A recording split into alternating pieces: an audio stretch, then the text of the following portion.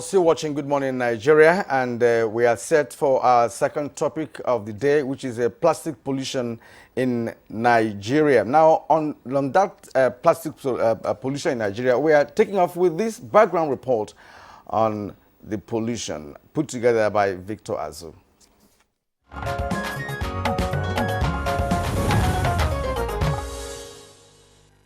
Global production and consumption of plastics continue to rise due to the versatile, lightweight, flexible, moisture-resistant, strong and relatively inexpensive nature of plastics.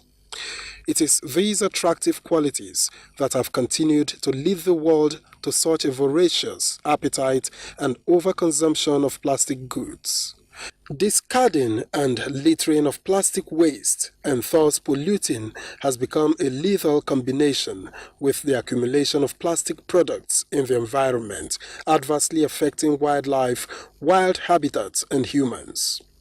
In 2013 alone, an estimated 299 million tons of plastics were produced worldwide, representing a 4% increase over 2012 and confirming an upward trend over the past years. The result is that 13 million tons of plastics leak into the ocean, while about 80% of tap water is found to contain plastic particles. In fact, the world population is said to be living, working, and increasingly conglomerating along the coasts, and standing on the front row of the greatest, most unprecedented plastic waste tide ever faced. This explains why some countries like Eritrea, Rwanda, Mauritania, Morocco and Kenya have outlawed the use of plastic bags. Others like South Africa, England, Northern Ireland, Wales, Scotland and Zimbabwe have placed fee on its use. The pressure is also mounting on Nigeria to follow suit. But what exactly is the best way forward? Guests on Good Morning Nigeria will provide answers shortly.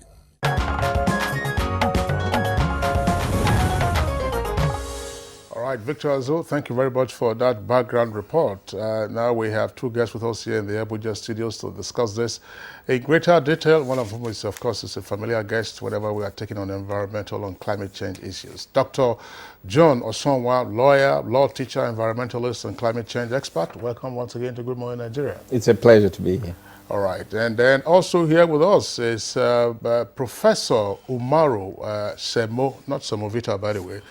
Professor Umaru Ishiaku is a polymer professor from Ahmadu Bello University at Zaria. Professor Ishiaku, pleasure to have you with us on the program. Thank you. Okay, well, we're a polymer professor and a climate change expert and lawyer. Gentlemen, I mean, the view is that the world is drowning in plastic pollution. What is Nigeria's own position with regard to this? Are we safe or are we equally endangered? Well, thank you for giving me opportunity to contribute to the ongoing discourse. Being a teacher, before I start, perhaps I want to educate us on what is plastics and polymers. I will be very, very brief. Now, plastics are a derivative of the general term polymer, which comprise of big molecules. So if you say polyethylene, for example, it means it comprises of ethylene, small ethylene units joined together to make it. Now, man's evolution, has started from Stone Age, Iron Age, Industrial Age, and now we are in Information Age, but which is being driven by polymers. Now, if we talk polymer, that long molecule can be termed into, when it comes to application, into different categories, one of which is plastics. The other one is rubber. The other one is adhesives, paints, composite materials, foams that we use in the house, either for comfort or for rigid packaging. So briefly, this is what plastics is about. They are long molecules, and as we've seen in the program just now, they have now dominated our lives, because even the information age is being driven by computers. And each computer you see is 90% plastic. So, because of this, we cannot do without plastics. But plastics come with their own side effects. Because when you use it and you discard it, you can be sure for the next 100 years, it is not even going to degrade. And because of that, they now form a continuous presence, which has made plastics to outshine, perhaps, their usefulness. You know, so there is a public alarm about plastics, and that is because of our attitude generally, particularly in Nigeria. We don't have any legislation on the use of plastics.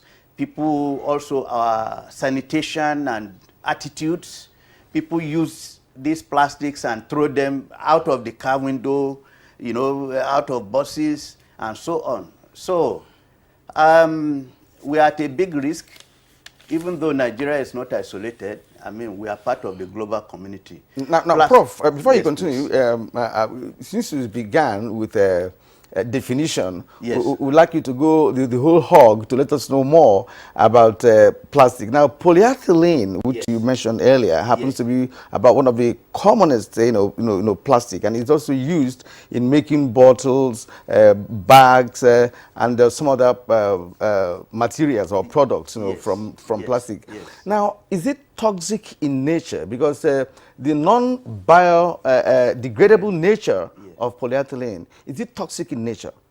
Well, polyethylene by itself is not toxic, and that is why it's very popular for food contact and so on. But what happens is, by the time it has been used and thrown to the environment, it gets degraded by radiation from UV, and then it will now form into smaller particles, which, can be ingested by aquatic animals, Okay. and then go into the soil. And then even now, even in the developed country, there is concern that pure water, bottled water contain microplastics. So this is the concern now. It is when we discard them and they degrade, and then they become small bits, and these small bits cannot be digested by animals. That is where the danger comes. All right, Professor Ishiaku, thank you very much. Of course, you are still here. Dr. John Osonwa, let's have your take on this. The question I asked earlier, is Nigeria also drowning in plastic pollution? Yes, we are.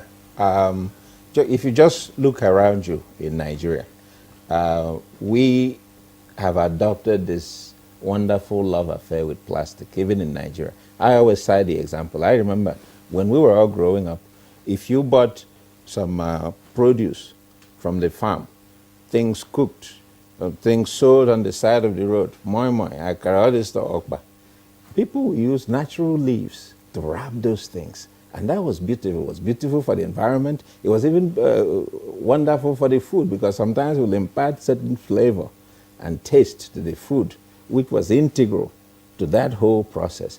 We have done away with that stuff. If you buy just 2 pieces of akara now, you get a plastic bag. If you buy every natural produce is being wrapped with plastic. You go into our supermarkets, they give you 3 sets of plastic. If you have toiletries, that's a separate bag. You have a tin of milk, that's a separate bag. You have other things, and then they put that in a bigger bag, which you will now carry. So we have this ubiquitous output of plastic, 5 trillion plastic bags being used every single year now, and it is harming us. It's a case where too much of a good thing has become bad. I'm not going to sit here and tell you plastic products are not beneficial to us. They are. Whether you're looking at the application in medicine, you're looking at application in the food industry, you're looking at household products, they have been good. But as we have seen historically, sometimes a new product comes on stream.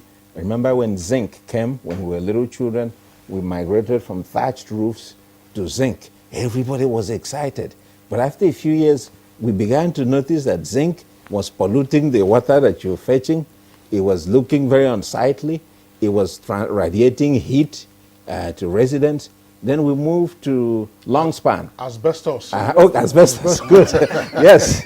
We There moved, was asbestos. we moved to asbestos, and you've seen asbestos causes lung cancer. Asbestosis is a form of cancer now. We phased that out. Now we're migrating to different things. Same thing happened with our telephones. When we started with phones, we had these huge bread-like objects that weighed a ton, like a brick. And now we've discovered there was so much radiation coming from that stuff. Now it's becoming smaller and we're getting wiser. So the point I'm making is when we discover new products, there's always that initial excitement, initial migration to adopt it. But as we begin to have cognate experience dealing with that product, you discover that there are problems. And plastic right now is a problem because the trend is up. In the last 10 years, we have produced more plastic than we did in the last 100 years. So that tells you that the trend is not abating. It is getting more worrisome. Yeah. You know, part of your analysis points to the fact that the usefulness of plastics cannot be overemphasized. Yes. So we have to learn to live with it. It is. Right. So are there many measures, you know, that could be put in place, in fact, to see how that can be controlled, especially in the direct usage of bags and other materials? Carry on. Thanks a lot. I'm just wondering, you know, before we come to what alternative uses there might be, perhaps maybe we'll also get to learn from our guests. They have talked about, you know, the extent of plastics pollution in the country, but do we have that consciousness amongst us so that in proposing alternative uses or alternative responses to plastics pollution, then you might be able to carry the people along? From what we see around us, are people conscious that listen is not just harming the soil, it is harming our waters, harming our plants, and in the next couple of decades, it might even begin to kill us much more. Do we have that consciousness? Well, from what I see, I can say no, because everybody thinks it is just harmless to get your plastics and use it and then dump it anywhere. So the education is not there to let us, the average educated person, now we are becoming aware of the implication of these plastics. But the people in the rural areas and at home, they don't seem to come into consciousness about this. So I think schemes have to come up to really train people and then educate them that, okay, these materials are useful, but then they have their own consequences if used and not used very well. In some other countries, you have waste bins, and then even the waste is separated into plastics, metal, organic.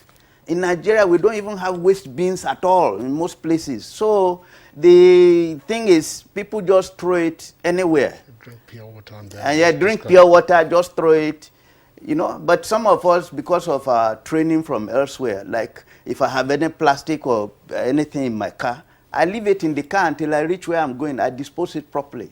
So until we start training ourselves that, look, this thing we are using, you know, we derive so much benefit from it, but it is killing us.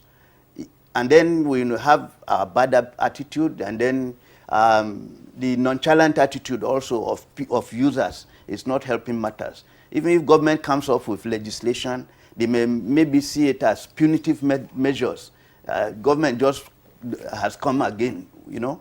So I believe that we need some education, you know, public enlightenment, maybe perhaps backed up with legislation as it is happening in other places.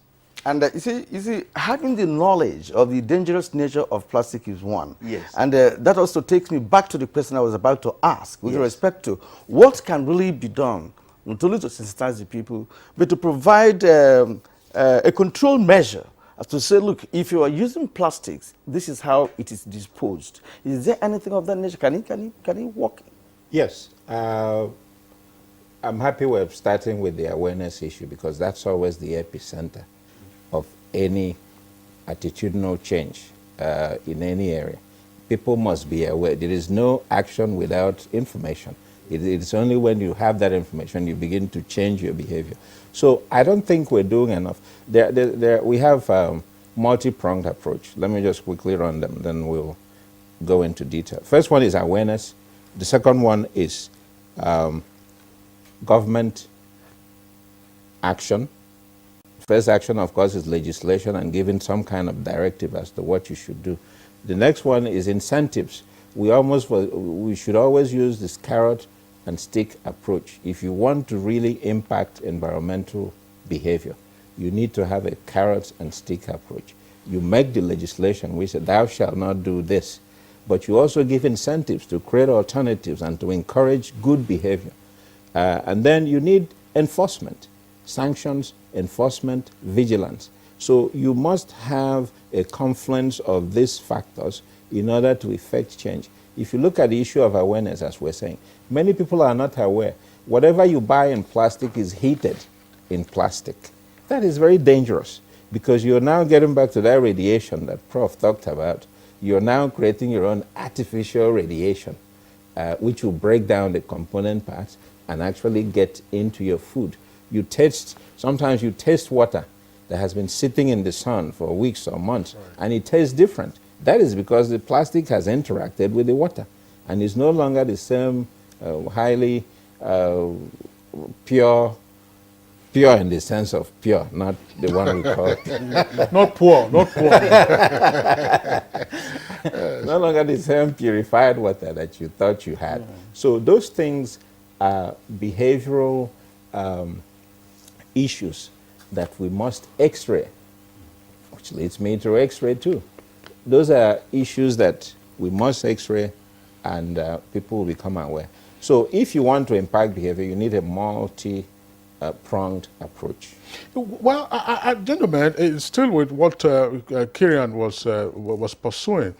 When you take a look at our environment, I mean, you take a look first, for instance, at our drains, whether in upscale neighborhoods or in fairly, financially challenged neighborhoods, you find the same menace of plastics all over the place. People just tossing their plastics, garbage, into the open drains or clogged drains, and so on and so forth. Are we up against, a mighty challenge that will take a while for us to break down and then get people to recognize that indeed, this is a death sentence that is waiting to be executed upon livelihoods in the environment?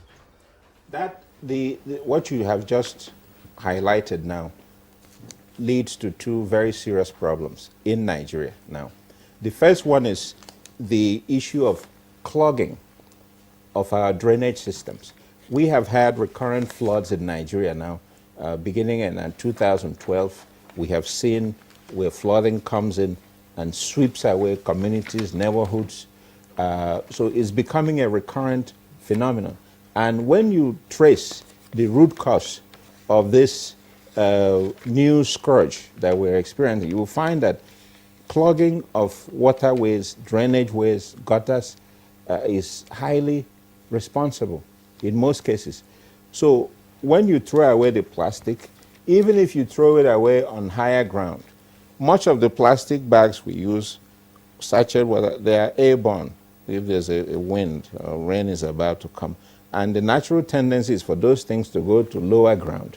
Lower ground in most cases tends to be the gutters and the drainage. So they all accumulate there. We don't clean them. Even when we do, we just pile it next to the gutter and then it goes back in. So that clogs the system. But it also leads to another environmental problem, and that is the breathing of mosquitoes, because those small plastics collect stagnant water and sit there for weeks. And mosquitoes love that kind of environment. So we're just killing ourselves. All right. See, the prof has been coming from the academic angle, as far as this conversation is concerned. And I'd like to take you a little bit back, because I have listened to you. It means that plastics are actually made of from petroleum, Yes. and therefore it is not found in nature at all. Now, one may ask if there are no organisms that could, decompose some level of plastics, because some are thick, some are thin, and all that. Is there a possibility? When we talk of plastics, as I said, plastics are a subclass of polymer. And there are polymers that exist in nature. For example, all the wood material we use, cotton, they are cellulosic materials. Those are natural polymers. And those ones degrade when after life and you throw them away. Now, one of the solutions that is being looked at as an alternative to these non-degradable plastics is the use of biodegradable plastics. These are plastics that can mimic the natural polymers. And then these plastics, when you use them and you throw them away, they will become decomposed. I mean, just like when you throw a piece of wood in the environment, you come 3 months' time, it's gone. So there are plastics being developed now that, will, mimic nature.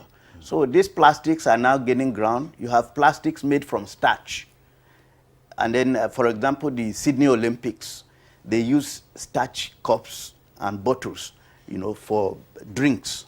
So this starch, being a natural polymer, after you use it, you throw it away, it will degrade. There are also some other materials, such as polylactic acid, which is very, very popular.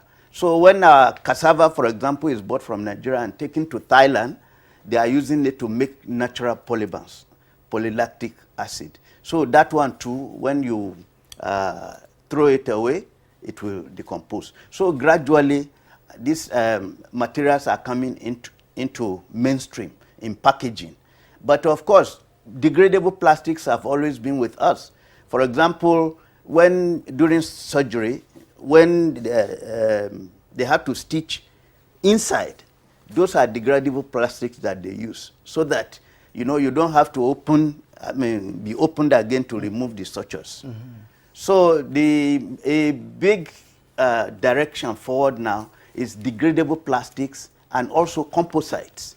Because if you now take, say, biomaterials, like our agricultural wastes, and then you incorporate it into plastics, by the time you reach a certain composition, even the plastic themselves become biodegradable.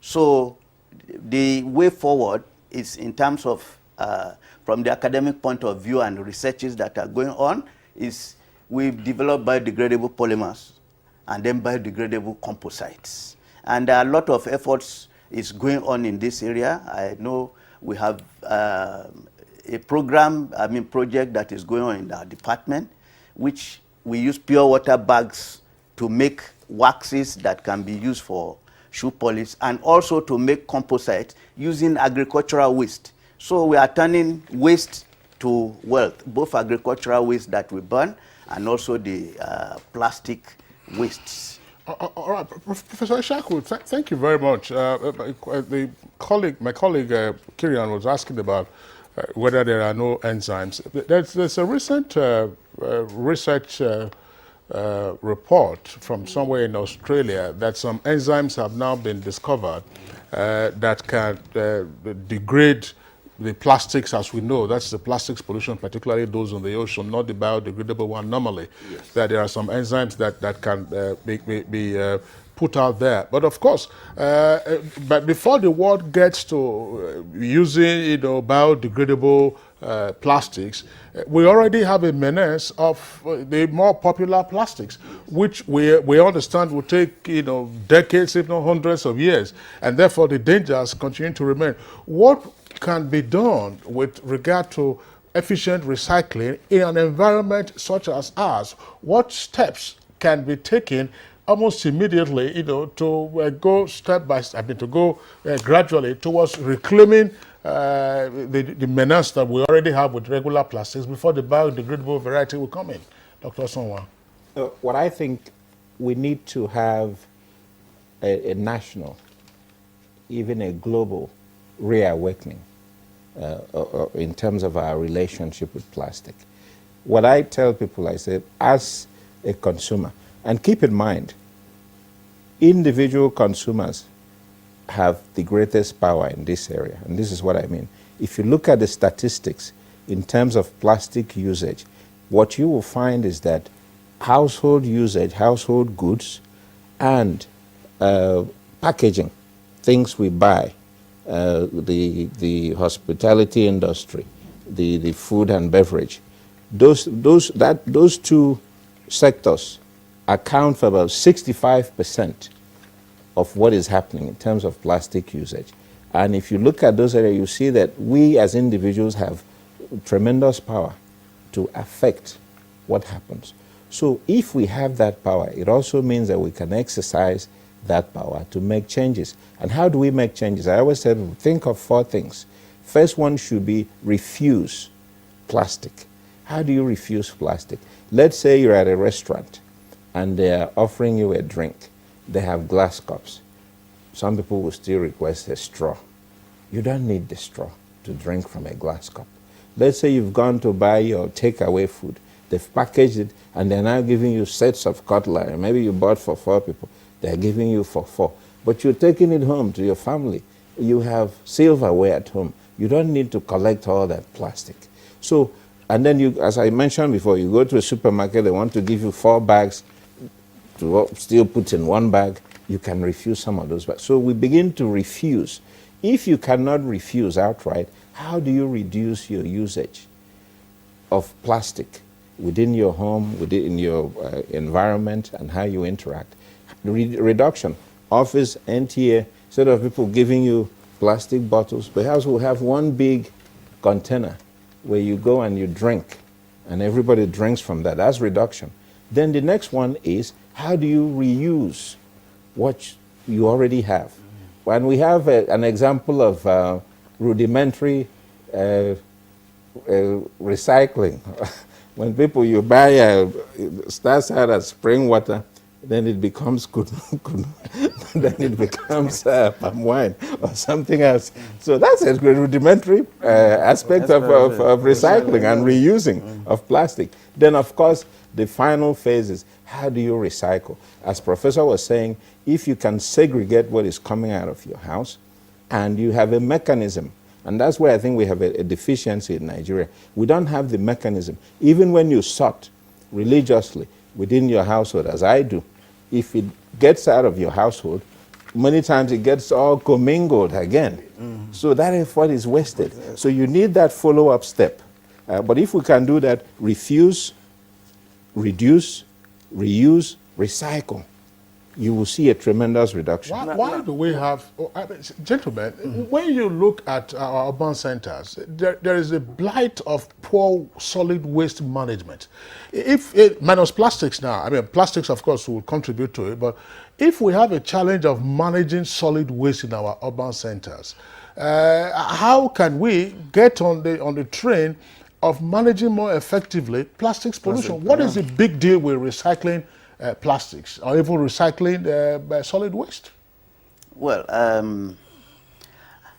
I think we are taking some steps, although there may be some baby steps so far, because the Vice President in his broadcast mentioned efforts that both federal government and state governments are doing. And he mentioned that so far they have established recycling plants in Kwara, that is in Ilorin, in Lokoja, and then one is happening in Karu, is ongoing.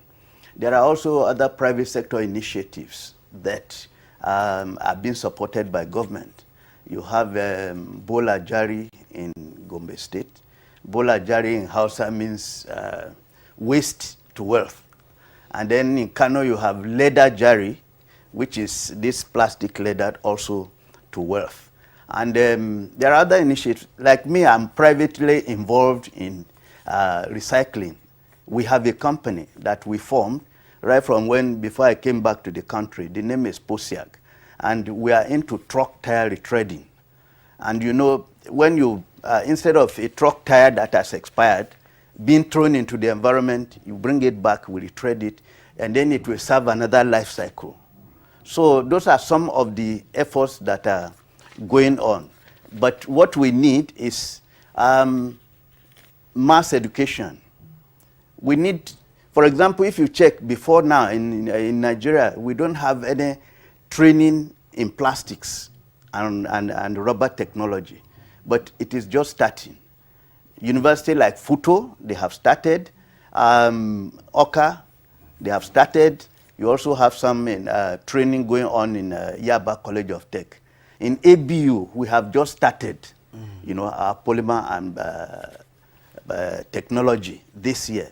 What happened is that by the time you train people, and then you have intellectuals who are engineers, you have polymer scientists, polymer technicians, then they will be able to impact on the general public by and large. But if you don't have people who are very highly knowledgeable in this area, they will not be able to educate the public. Or if they become entrepreneurs and they go in to all these businesses, they will know the implications of their actions.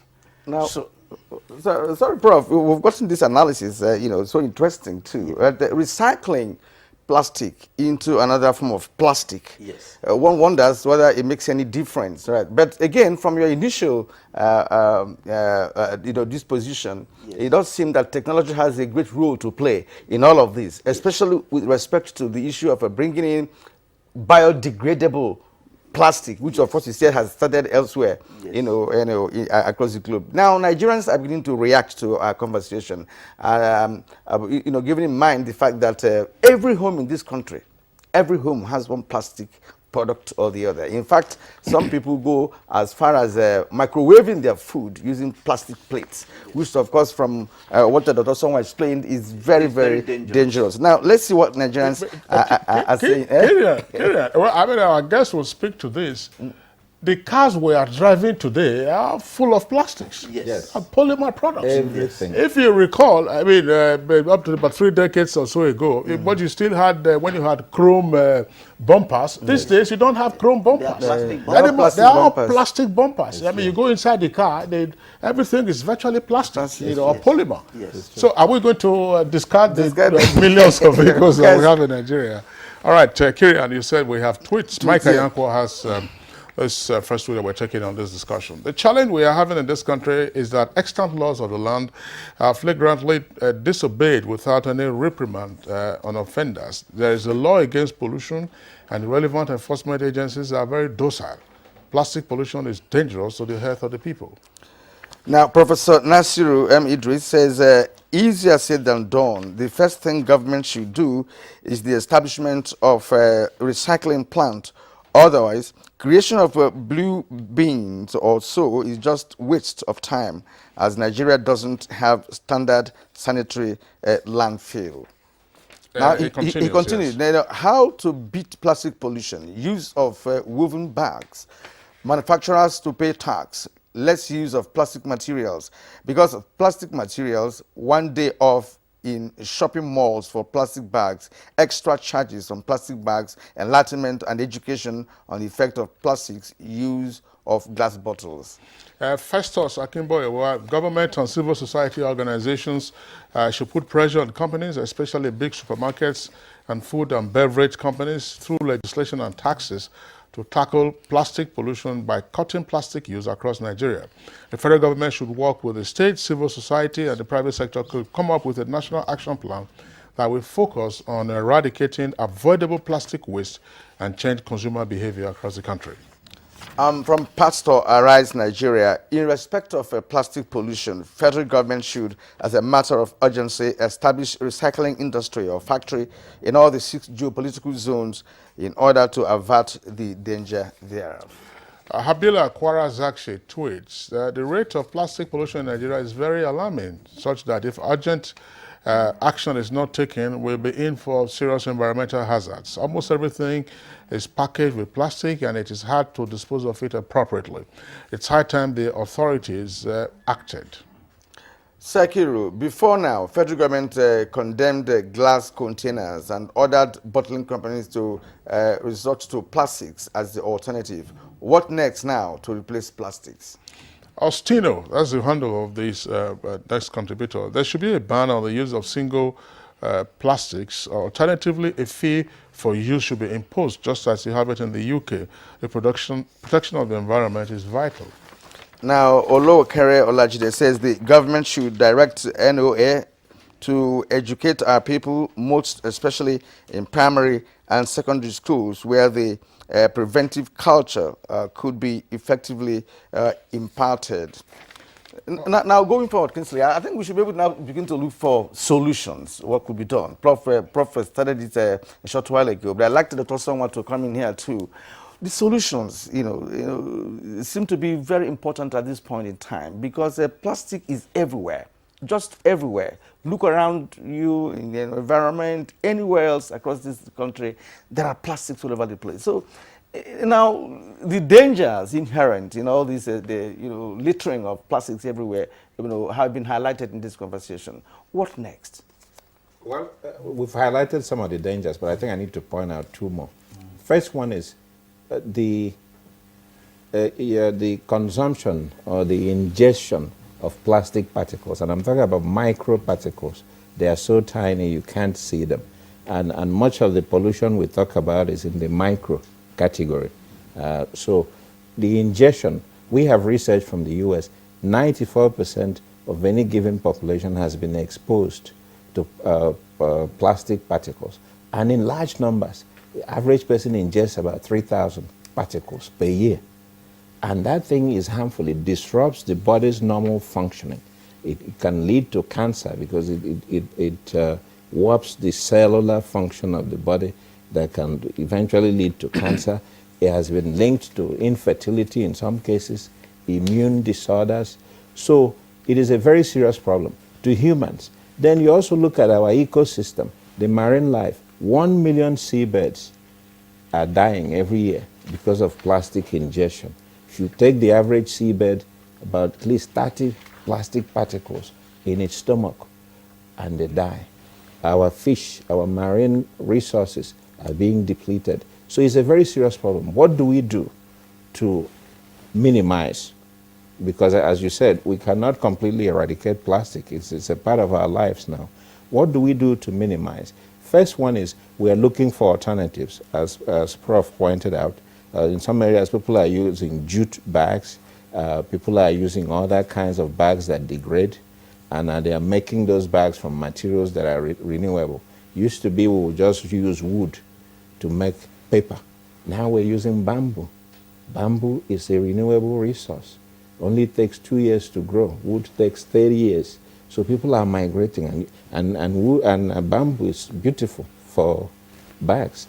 People are also looking at the issue of how do you even avoid using plastics in your shopping. We have shops in the US that pioneered the concept. BJ's Wholesale, Costco. You come in, you buy everything, put it in your cart, put it in your car and go home. Nothing that has to do with bagging. And people are loving it because it's reducing the burden. Coming to Nigeria here, what do? We need to, first of all, create the awareness that it is dangerous, that we can reduce our usage, and we need to also invite people through incentives, government programs, to get into recycling, to get into awareness creation in the rural areas. There's a huge business opportunity in plastics. Not just in recycling it, it can even be turned to energy. Depending on how you incinerate it, you can use that to create energy. So there are options there, but we need to be aware, government needs to be involved, and we need to have clear guidelines of what you can do and what you cannot do. All right, thank you very much. Professor Ishaku, tell us something more about the recycling that we can embark upon as well as other alternative uses, first of to clean up the environment and be sure that the level of pollution that we have seen or we are seeing in the country is reduced drastically. You ticked off some areas where you're having recycling plants, either as an initiative or otherwise. But considering the size of the country and the population, we're told that we are more around 98 million. Yes. We need far more than that. Why has it been a slow growth with regard to recycling plastics? Well, I think we are really making some progress in recycling, because in 2009, we were sponsored by a German company that wanted to come and establish a recycling plant in Nigeria. And then we did plastics recycling, auditing, and for the whole of North Central Senate, what do you call it, political, geopolitical zone. And I was in charge. I took charge of the dump site for FCT. It is somewhere when you are going to towards airport, you turn in on the right. And when I went there, I was surprised that, you have more than 400 people living at the dump site. And then they were collecting, and then they even distribute them. They have a union. Somebody cannot just come there and collect garbage anyhow. And those that collect plastic bottles are different. Those that collect PVC pipes are different. And I was surprised because we were there for almost 2 weeks. You have trailers loading every day. I even have some of the photographs in my listing. And then they are loading to Kano, to recycling plants, and then to Lagos, to recycling plants. So recycling is gradually coming onto the stream. Now, when we talk of plastics recycling, there is always a problem, because not all the plastic bags you see, for example, are the same. Okay. We have those which are like polyethylene, and then we have those like PVC and other materials. These two are not mixable. So if you just collect them anyhow, and then you try to recycle, whatever you make will not work. Okay, Prof. We have to stop it there. One of my questions was, what are you recycling into? Is it plastic or something? But all the same, there's no time for us to go into further details on this conversation. But I would like to thank you immensely for your insight into this conversation from professional point of view as an academic. We've been talking to Professor Ishaq Usemo Omaru, a polymer professor, ABU Zaria. Thank you for coming. Thank you very much. And of course, our regular guest here, when the issue of environment is brought to bear, and that's Dr. John Osonwa, environmentalist, and of course, a climate change expert. Thank you for your time and your contributions. Thank you. It's a pleasure. All right, next on Good Morning Nigeria is sports. And of course, Eagles lose to Czech Republic in their final pre-World Cup friendly. And in tennis, Simona Halep wins Angelique Kerber to reach the French Open semi-final. Now let's join our sports desk for more details. The Super Eagles of Nigeria on Wednesday lost their last round of pre-World Cup friendlies against Czech Republic, 1-0 in Austria. The Eagles, who dominated possession for most of the game, fell behind after a rebound strike from Thomas Callas gave the Czech side the lead.